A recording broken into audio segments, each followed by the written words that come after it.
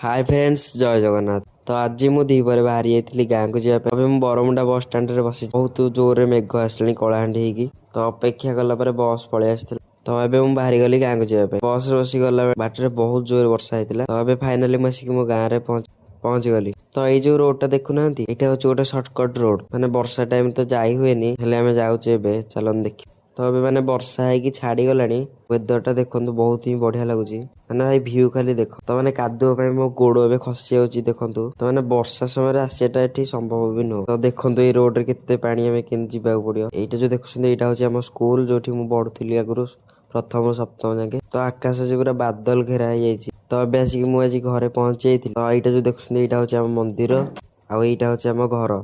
तो ये किए रहूना से एमती हो सब घास हरिका भी हो गलानी। तो यहाँ हूँ आम मंदिर आ घर देखु एमती अच्छी किसी। यहाँ हूँ मो पुराणा साइकेल जोटा बहुत वर्ष ही पुराना होगा 5-6 वर्ष होगा चलाऊनी ये खराब हो गला। तो आम घर भितर एमती किसी अच्छी देख। तो यहाँ हूँ आम घर किए रहूनु से सब होगा ना भल था घरे किए न रही एमती सब हो जाए। यहाँ हूँ टोटाल आम घर सब मुझे देखी सारे भिडियो देखु। आईटा हूँ आम मंदिर जो रातिर भिडियो भी सुट करी।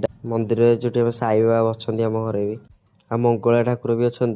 तो देखो एमती किसी बाहरटा भी अच्छी भल लगुच मंदिर टा आसत। तो वर्षा वर्षा पागु मैंने बहुत ही बढ़िया लगे। आम रोड साइड बाहरटा फुल गछ हरिका भी लगे एबे सब भांगी गला। बहुत फुल फुटे देखु। तो वीडियो भल लगे सब्सक्राइब कर दे।